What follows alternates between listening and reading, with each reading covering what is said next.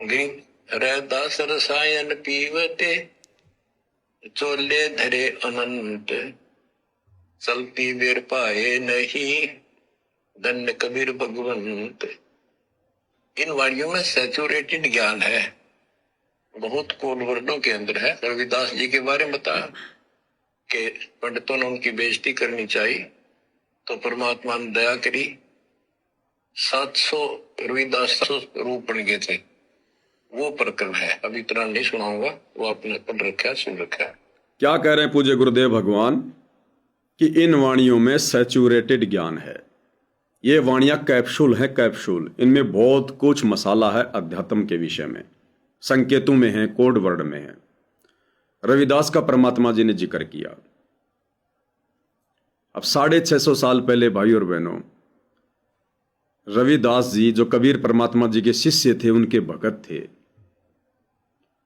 रविदास जी के रूप में परमात्मा ने अनेकों लीलाएं दिखाई, अनेकों चमत्कार किए। जैसा कि परमात्मा जी बताते हैं कि एक बार रविदास जी से एक राजा की रानी ने उपदेश ले लिया। उपदेश लेकर भक्ति करने लगी। रविदास जी के कहने पर भंडारे करने लगी, करवाने लगी। तो रानी ने एक भंडारे का आयोजन कर दिया, काशी के सभी लोगों को आमंत्रित किया और 700 ब्राह्मण उस भंडारे में आ गए भोजन करने के लिए। अब रानी ने अपने पूज्य गुरुदेव को भी बुलाना था, तो रविदास जी को भी निमंत्रण दे दिया। रविदास जी ने भी जाना था, चले गए। अब रानी ने अपने गुरुदेव को तो भाई ऊंचे आसन पर बैठाना ही था। रविदास जी को अच्छा आसन दे दिया।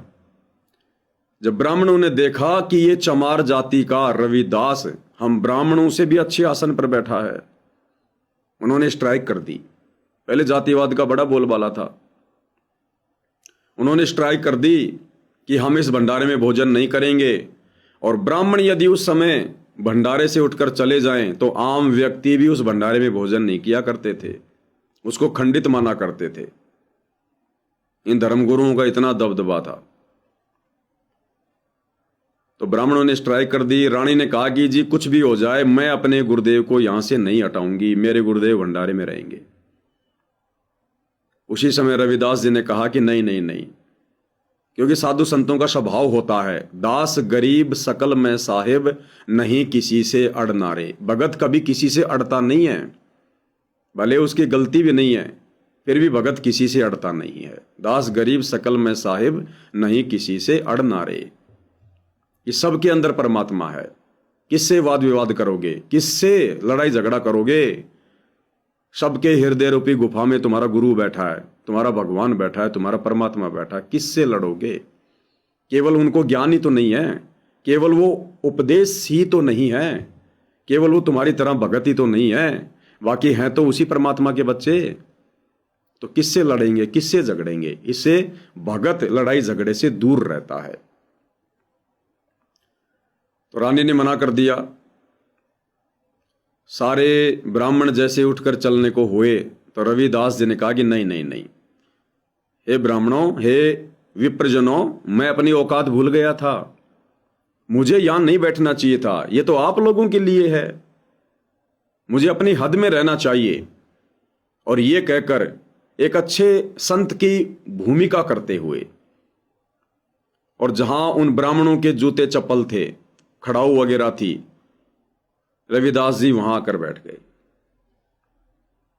ब्राह्मण बड़े प्रसन्न हो गए, रानी थोड़ा दुखी, लेकिन क्या करे, अब गुरुजी का आदेश मानना पड़ेगा। भंडारा शुरू हो गया। जब भंडारा पंडित जन खाने लगे, क्योंकि सबसे पहले पंडितों को खाना खिलाया जाता था, तो परमात्मा जी ने क्या चमत्कार किया, क्या लीला की।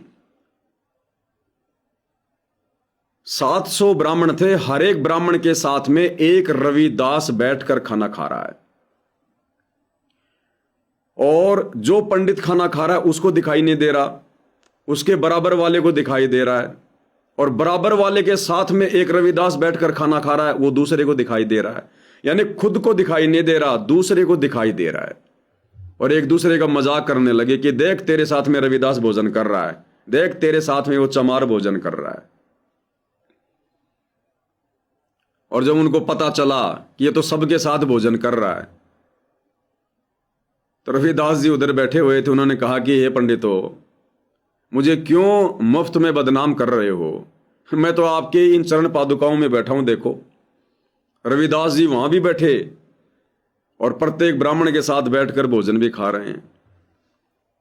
उसके बाद ब्राह्मणों ने हाथ जोड़े उस चमत्कार को देखकर, लीला को देखकर, क्योंकि 650 साल पहले ज्ञान आधार से तो कोई था ही नहीं, भगत ही नहीं थे, वो जगत वाले कहां से होंगे। तो परमात्मा ने चमत्कार दिखा दिखा के, इस प्रकार की लीलाएं कर करके ही आत्माओं को शरण में लिया था। तो रविदास जी के रूप में कबीर भगवान ने वहां पर सत्संग किया, क्योंकि वो रविदास जी नहीं कर रहे थे वो सारा खेल। गुरुदेव क्या कह रहे हैं? ये वाणियां सैचुरेटेड हैं, ये कैप्सूल में है। भाई रविदास जी तो कबीर परमात्मा जी के भगत थे। भगत बेचारा कहां से इतना सब कुछ कर देगा? भगत बेचारा क्यों नाम दीक्षा देगा? वो तो खुद दीक्षा लेके भक्ति कर रहा था। रविदास जी को क्या अधिकार था किसी को दीक्षा देकर उसको अपने शिष्य बनाना? और उन पंडितों के भंडारे में जाकर भोजन करना, दूसरों के भंडारे में जाकर भोजन करना, नियम तो हर युग में हर समय परमात्मा यही बताते हैं। तो रविदास जी तो परमात्मा जी की बहुत निकट रहते थे। तो रविदास जी थोड़े ना ऐसे किसी के भंडारे में जाकर, अनुपदेशियों के भंडारे में जाकर खाकर ये गलती करेंगे, 3 लोक का भार अपने सिर पे चढ़ाएंगे। वो तो ज्यादातर परमात्मा जी के साथ में रहा करते थे, उनके परम भक्तों की श्रेणी में थे। तो परमात्मा कबीर जी ने वहां पर घंटों खड़े होकर सत्संग सुनाया, ज्ञान दिया उन पंडितों को, और 700 ब्राह्मणों ने परमात्मा जी से दीक्षा ग्रहण की, जो रविदास रूप में लीला कर रहे थे। उन्होंने अपना जो धागा था, जो सूत बोलते हैं जिसको, जनेऊ, कच्चे सूत का, तो परमात्मा जी कहते हैं कि 1.25 मन सूत वहां पर नीचे उतारा गया। सभी ब्राह्मणों ने अपना वो जनेऊ तोड़ के जमीन पे डाल दिया, क्योंकि रविदास रूप में कबीर परमात्मा ने अपने शरीर के अंदर सोने का जनेऊ दिखा दिया कि पंडितों, तुम तो ये धागे का जनेऊ पहन के डोलते हो, अपने आप को पंडित कहते हो, देखो मेरे शरीर में। अपनी शक्ति से उनको दिव्य दृष्टि देकर और वो दिखाया। सारे ब्राह्मणों ने सरेंडर कर दिया। अब रविदास जी तो भगत थे भाई। भगत में तो वैसे सिद्धियां नहीं होती हैं, सूक्ष्म होती हैं, और ना भगत को पता होता है कि इन सिद्धियों का प्रयोग कैसे करना है, और ना भगत को आदेश होता है, ना 650 साल पहले किसी को आदेश था सिद्धियां दिखाने का। तो गरीबदास जी कैसे चमत्कार कर देंगे? कैसे 700 रूप बना लेंगे? कैसे अपने शरीर के अंदर सोने का जनेऊ दिखा देंगे? तो ये सारा का सारा जो खेल है, ये कबीर परमात्मा सतगुरु रामपाल जी ने किया। यही करते हैं आज भी, और आगे भी कुछ होगा तो इसी परमात्मा जी की दया से होगा, इस भक्ति को बनाए रखने के लिए। तो गुरुदेव कह रहे हैं कि ये वाणियां सैचुरेटेड हैं। एक एक वाणी के अंदर 5-5 घंटे की, 3-3 घंटे की, 2-2 घंटे की वो कथा छुपी हुई है, कथा। तो गुरुदेव कहते हैं दास के पास अभी इतना समय नहीं है कि मैं आपको विस्तार से समझा सकूं, क्योंकि सारी बातें, ये सारी कथाएं, ये सारी जो ये मटेरियल है, ये परमात्मा हमें पिछले 25-30 वर्षों से सुना चुके हैं, बारंबार सुना चुके हैं। सन 1994 से 2014 तक गुरुदेव ने यही तो किया था। अब गुरुदेव संकेतों में विशेष संदेश भेज रहे हैं ताकि हम उनके संकेतों को समझ सकें, क्योंकि सत्संग हम पहले सुन चुके हैं। ये विशेष संदेश भक्तों के लिए, जगत के लिए नहीं है। जिन्होंने गुरुदेव के सामान्य सत्संग ही नहीं सुने, वो विशेष संदेशों को कैसे समझेंगे? ये तो कोड वर्ड में है। तो ये केवल सतगुरु रामपाल जी के भक्तों के लिए हैं, जो हिसार जेल से विशेष संदेश आए। भगत ही समझ सकते हैं, और भक्तों में भी कौन से भगत? जिन्होंने सत्संगों को ध्यान से सुना है, जिन पर गुरुदेव की रजा है। केवल साध संगति से जुड़े भाई बहन ही समझ रहे हैं। परमात्मा भाई और बहनों एक तीर से 2 शिकार करते हैं। जब गुरुदेव सत्संग करते हैं तो सामने नया भगत भी होता है, 2-4 साल पुराना भगत भी होता है, जिसको सार नाम मिल गया वो भगत भी होता है, जो 20 साल से भगत है वो भी होता है। गुरुदेव सत्संग एक ही करते हैं, सबको सामने बैठा कर। लेकिन जिसकी जितनी बुद्धि काम करती है, जो जितना योग्य हुआ है उस सत्संग को आत्मसात करने के लिए, वो उतना ही उस सत्संग को ग्रहण कर लेता है। तो परमात्मा जी ने सतलोक आश्रमों से जुड़े भाई बहनों को भी हिम्मत देनी है, उनको भी इस भक्ति मार्ग से जोड़ के रखना है, भले वो मर्यादा में नहीं रहते, उनको भी परमात्मा ने भक्ति से जोड़ के रखना है कि अगर ये आश्रमों में नहीं आएंगे, जैसे भी टूटी फूटी भक्ति मर्यादा तोड़ के ये कर रहे हैं गुरु को मानुष मानकर, अगर ये भक्ति नहीं करेंगे तो क्या करेंगे? ये घर बैठेंगे, घर बैठकर भक्ति करने के योग्य है नहीं। धीरे धीरे काल इनको पूरी तरह से बर्बाद कर देगा। ये दूसरे पंथों में जाएंगे, दूसरे संतों के पास जाएंगे, या वही अपनी परंपरागत पूजा करने लग जाएंगे जिसका कोई यूज नहीं है।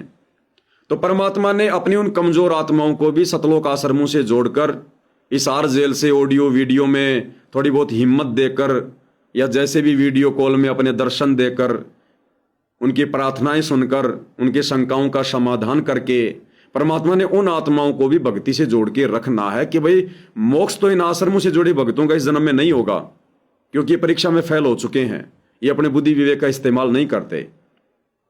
सन 2014 से वर्तमान 2026 तक गुरुदेव ने भली भांति देख लिया, चेक कर लिया, परीक्षा हो चुकी है, छटनी हो चुकी है। लेकिन परमात्मा उनको भी अपने चरणों में बना के रखना चाहते हैं कि द्वार धनी के पड़ा रहे, धक्के धनी के खाए, सो काल जग जोर ही पर द्वार छोड़ना जाए, कि कम से कम भक्ति तो करते रहेंगे, जैसे भी टूटी फूटी। मनुष्य जन्म तो मिल जाएगा, अगला मनुष्य जन्म तो मिलते रहेंगे, काल के हत्थे तो नहीं चढ़ेंगे।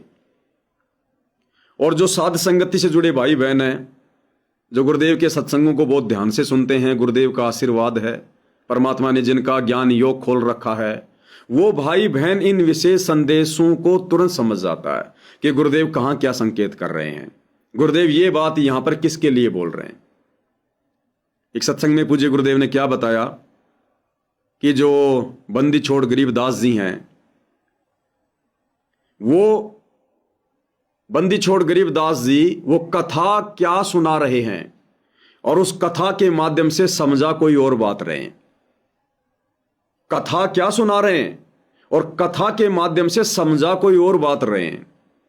तो इसी प्रकार सतगुरु रामपाल जी, ये बंदी छोड़ कबीर भगवान, ये तो विशेष संदेश हैं भाई और बहनों। परमात्मा कहां संकेत कर रहे हैं, किसके लिए कर रहे हैं, अपनी अपनी बुद्धि अनुसार आत्माएं उसको ग्रहण कर लेती हैं। जैसे आपको एक छोटी सी बात बताता हूं, आपने अक्सर एक ऑडियो सुनी होगी सोशल मीडिया पर, नहीं सुनी है तो मैं आपको एक बार सुना देता हूं, सुनिएगा।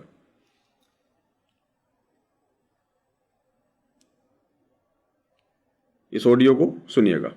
आनंद का नहीं ठिकाना, मेरे हंस खड़े दरबार में, आनंद का नहीं ठिकाना, मेरे दास खड़े दरबार में, आनंद का नहीं ठिकाना, मेरे हंस खड़े दरबार में, आनंद का नहीं ठिकाना, आनंद का नहीं ठिकाना, मेरे हंस खड़े दरबार में, आनंद का नहीं ठिकाना, मेरे दास खड़े दरबार में।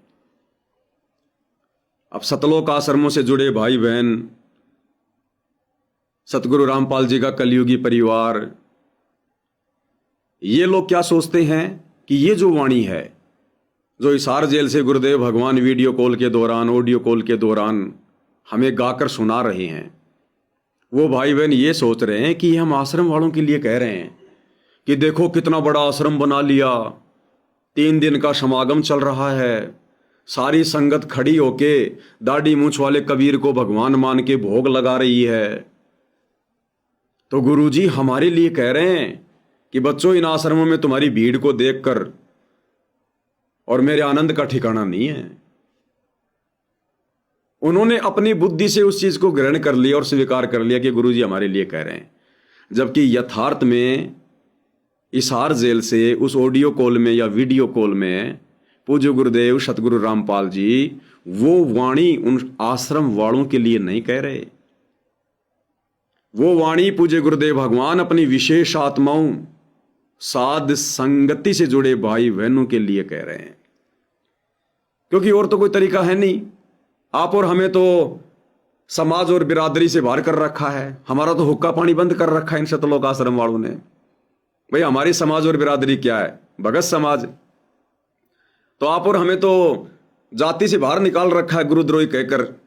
आप और हम तो कुछ है ही नहीं उनकी नजरों में, लेकिन परमात्मा की नजरों में सब कुछ है। तो हमारे पास में संदेश कहां से आएंगे? हमें गुरुदेव भगवान हिम्मत कैसे देंगे? हमारी शंकाओं का समाधान कैसे करेंगे? वैसे तो साध संगति में शंका नहीं होती है, लेकिन आगे बढ़ने के लिए गुरुदेव की पावर चाहिए, गुरुदेव की मेहर चाहिए, उनका आशीर्वाद चाहिए। सूक्ष्म तो है ही है, शब्द रूप में तो है ही है, लेकिन आमने सामने भी। तो तरीका क्या है? गुरुदेव से मिलने जाते हैं गुरुदेव के परिवार वाले, सतलोक आश्रम वाले। हिसार जेल से जो भी audio video calling live video आता है, विशेष संदेश आते हैं, वो आश्रम वालों के माध्यम से आते हैं। तो गुरुदेव भगवान उन्हीं लोगों के माध्यम से अपनी बात आप और हमारे तक संकेत में पहुंचाएंगे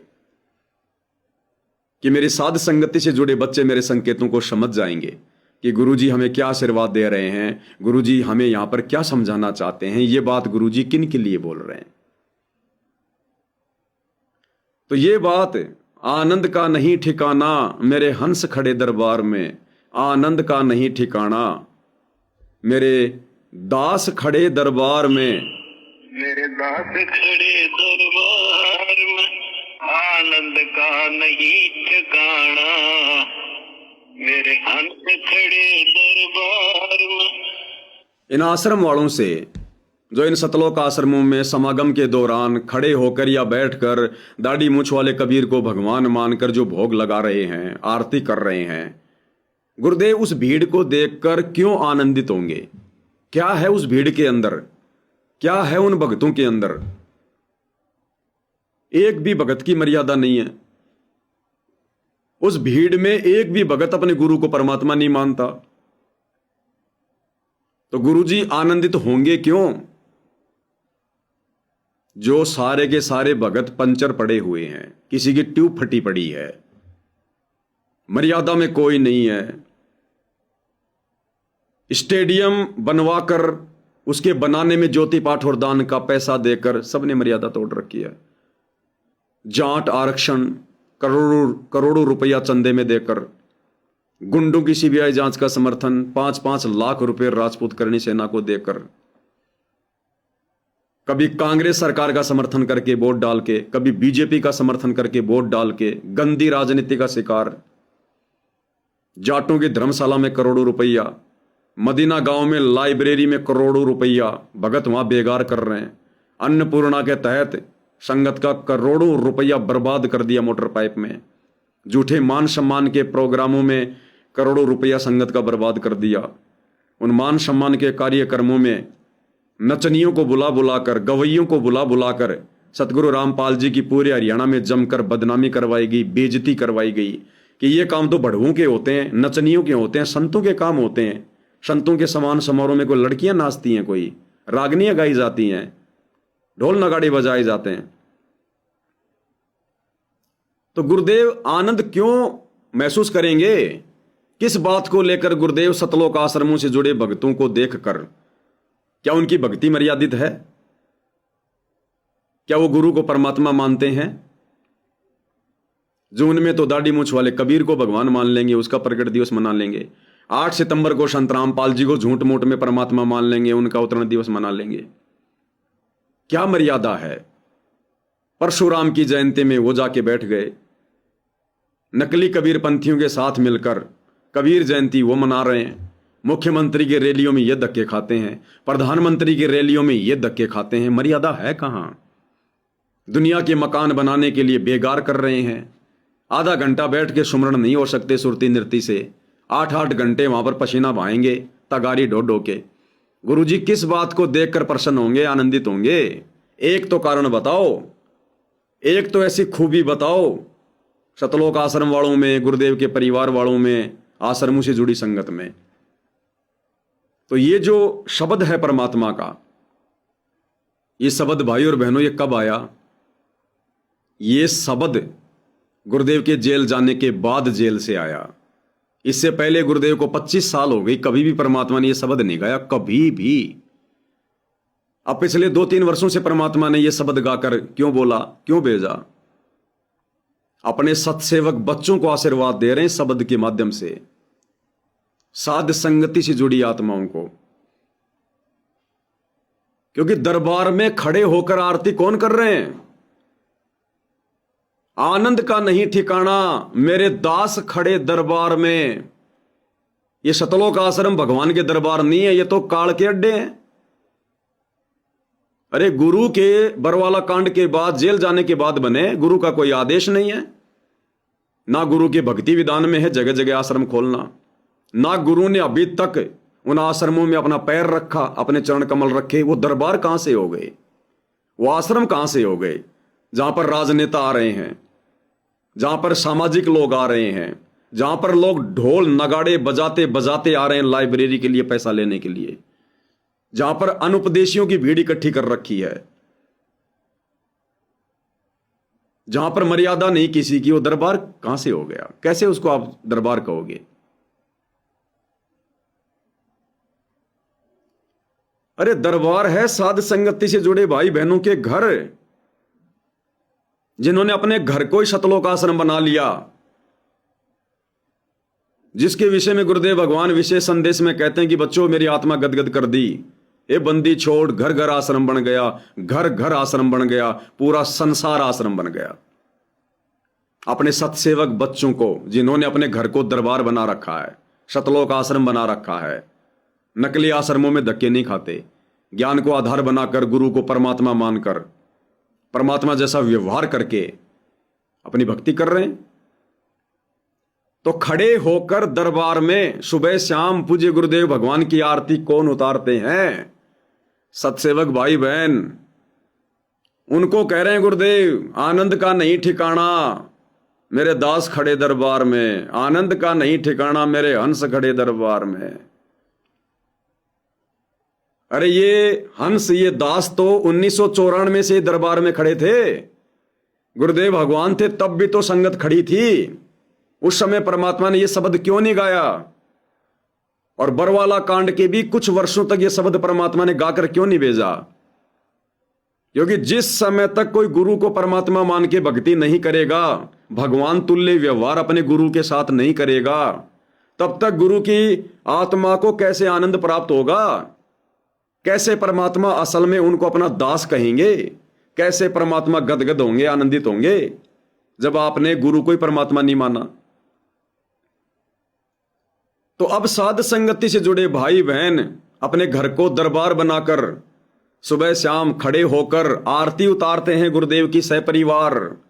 उनको कह रहे हैं गुरुदेव कि अब मेरे आनंद का नहीं ठिकाना, कि 4 युगों से मैं जो प्रयत्न कर रहा था, जो कष्ट मैं यहां पर उठाता हूं आकर हर युग में, आत्माओं को ज्ञान समझा समझा कर, जिस मकसद से मैं आत्माओं को परिचित करवाना चाहता हूं,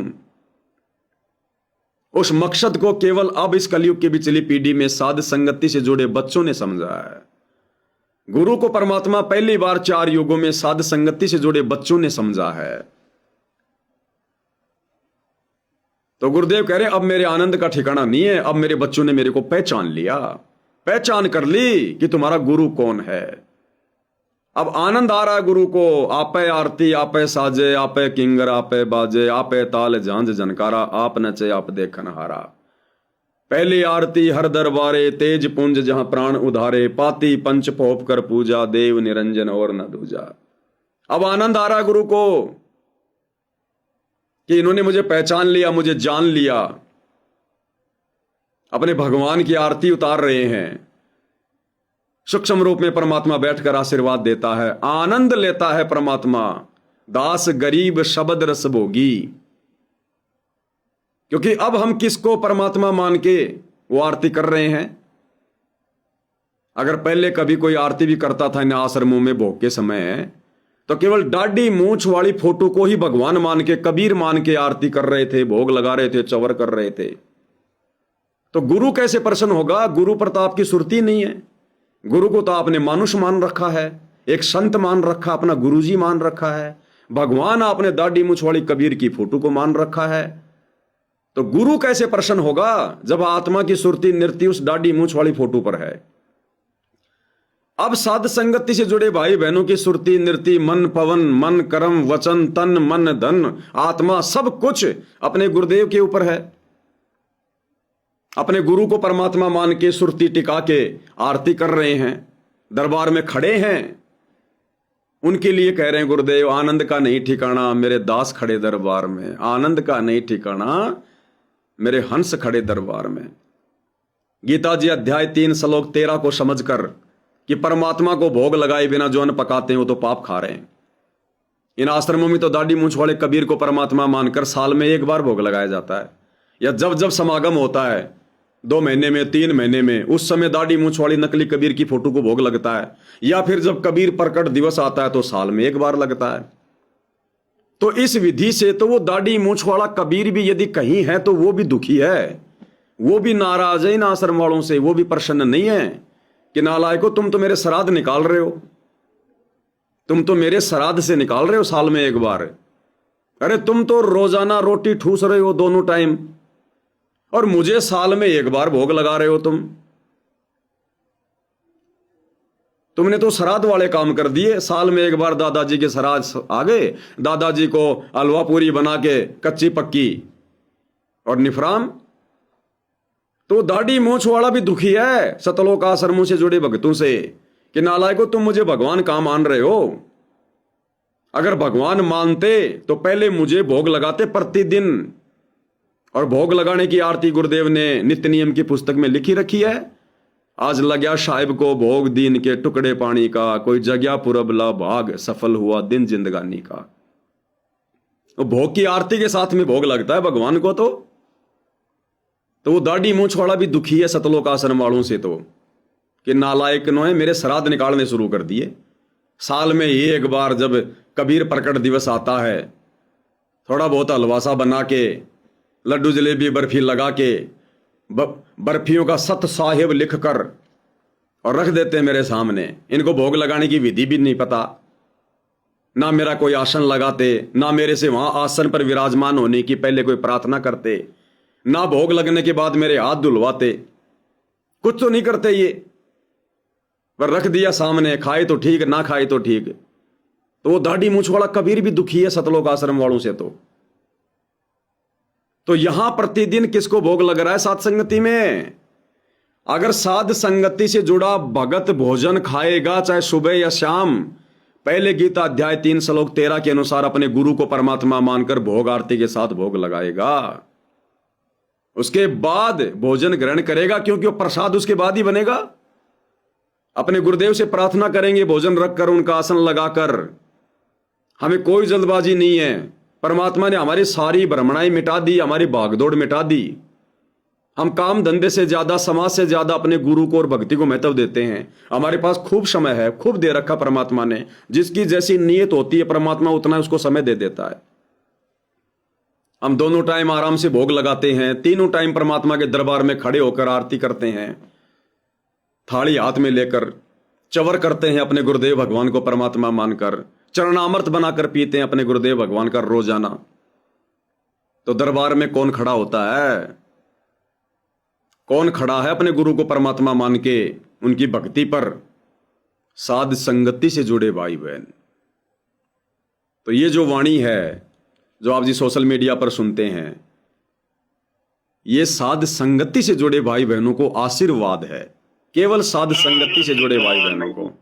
आनंद का नहीं ठिकाना मेरे हंस खड़े दरबार में, आनंद का नहीं ठिकाना मेरे दास खड़े दरबार में, आनंद का नहीं ठिकाना मेरे हंस खड़े दरबार में, आनंद का नहीं ठिकाना मेरे दास खड़े दरबार खड़े। तो भाई और बहनों, इस प्रकार से पूज्य गुरुदेव भगवान इन विशेष संदेशों के माध्यम से या इन सतलोक आश्रम में जो ऑडियो वीडियो आ रही है, इनके माध्यम से परमात्मा ये आशीर्वाद अपना आप और हमें हिम्मत देने के लिए इस प्रकार से परमात्मा आप और हमारे तक पहुंचाते हैं। अन्यथा देख लो उन आश्रमों में कोई मर्यादा में है क्या? अरे गुरु जी को तो 2014 में नाराज करके, दुखी करके उन्हीं लोगों ने बरवाला कांड करवा कर जेल भेज दिया। आज जेल में भी ये लोग गुरु जी को खून के आंसू रुला रहे हैं। जेल में भी गुरु जी को शांति से जीवन व्यतीत नहीं करने दे रहे। बाहर इतने उल्टे कर्म कर रहे हैं, इतनी राजनीतियां कर रहे हैं। गुरु जेल में भी इनके पाखंडों को देखकर, कारनामों को देखकर दुखी रहता है। तो कैसे कहेगा गुरु कि मेरे आनंद का नहीं ठिकाना, मेरे दास खड़े दरबार में? ये दास हैं क्या? इनको दास की परिभाषा का भी पता है क्या? दास के क्या लक्षण होते हैं? दास के गुरु जी के प्रति क्या भाव होते हैं? दास को क्या करना चाहिए? गुरु का गुरु बनकर काम करना चाहिए या गुरु का जो है गुलाम बन के काम करना चाहिए? ये तो गुरु के गुरु हैं। गुरु ने कभी राजनीति नहीं करी, ना अपने भक्तों को कभी शिक्षा दी, ना राजनेताओं का समर्थन करने की शिक्षा दी, ना किसी पार्टी को वोट डालने की शिक्षा दी, ना कोई आदेश दिया। आज गुरु का परिवार क्या कर रहा है? आज राजनीति में नंबर 1 है सतगुरु का परिवार। पूरे हरियाणा को पता है कि बीजेपी के चरणों में बैठा है बाबा रामपाल का परिवार। 2019 में कांग्रेस के चरणों में बैठा था, 2024 में बीजेपी के चरणों में बैठ गया। गिरगिट की तरह रंग बदलता है कि कौन सी सरकार आएगी सत्ता में जिससे हमारे आश्रम चलते रहें। तो गुरु आनंदित कैसे होगा? तो यह आशीर्वाद भाई और बहनों पूज्य गुरुदेव भगवान का आप और हम सत्सेवक भाई बहनों के लिए है। तभी तो हम ये भक्ति कर पा रहे हैं। गुरु के इस आशीर्वाद के बिना, उनको इतना गदगद किए बिना ये काल आप और हमें आरती उतारने दे सकता है क्या? इतना संघर्ष करने दे सकता है क्या? युवा अवस्था में रजोगुण से दूर होने दे सकता है क्या? इतना समय भक्ति के लिए दे सकता है क्या? इतनी मर्यादा निभाने की हिम्मत दे सकता है क्या? तो गुरुदेव भगवान का फुल टू फुल आशीर्वाद हम सभी आत्माओं के ऊपर। पल पल हम उनकी नजर में हैं। जैसे गाय का बच्चा पल पल गाय की नजर में रहता है, जो बच्चा गऊ की नजर में, यूं साईं को संत भक्तों के पीछे फिरे वो भगत वत्सल भगवंत। तो भाई और बहनों, जिसने इस कलयुग की पिछली पीढ़ी में अपने गुरु की आत्मा गदगद कर दी, उसका तो बेड़ा पार है, कोई रोकने वाला नहीं है। बस रहना मर्यादा में। अन्यथा परमात्मा की तो वाणी आप जानते ही हैं, जिन बातों से गुरु दुख पावे उन बातों को दूर बहावे। तो आश्रम वाले तो इतना भी नहीं कर पाए। जेल में भी गुरु को शांति से नहीं बैठने दे रहे। जेल में भी ये विशेष संदेशों में ऐसी ऐसी बातें गुरुदेव भगवान इन आश्रम वालों के लिए बोल रहे हैं कि मेरे से तुम्हारी इतनी शिकायतें नहीं सुनी जाती, एक एक की शिकायत नहीं सुनी जाती। अरे अच्छे इंसान तो जगत में भी ऐसा नहीं करते जैसे तुम भगत कर रहे हो। कैसी कैसी बातें। कई विशेष संदेश में तो गुरुदेव ने डांट मार रखी है कि तुम रोज मर्यादा तोड़ के आ जाते हो, यहां आने की जरूरत नहीं है, जाओ फिर अपनी मनमानी करो। कभी गुरुदेव कह रहे कि बच्चों मैंने इतनी मेहनत कर दी जानवर से ज्यादा, फिर भी तुम रिजल्ट नहीं दे रहे, तुम रिजल्ट नहीं दे रहे। ऐसी ऐसी बातें गुरुदेव भगवान सत्संगों में कह रहे हैं सार्वजनिक तौर पर। सोचो गुरु कितना दुखी होगा आश्रम वालों संगत से, अपने परिवार से। तो आत्मा कैसे आनंदित होगी? कैसे आनंद आएगा गुरुदेव को? यह आनंद तो सत्सेवक बच्चों की भक्ति से, उनके श्रद्धा भाव से आ रहा है गुरुदेव को। तो ये आशीर्वाद कि आनंद का नहीं ठिकाना मेरे हंस खड़े दरबार में, आनंद का नहीं ठिकाना मेरे दास खड़े दरबार में। सत्सेवक भाई बहनों को आशीर्वाद है।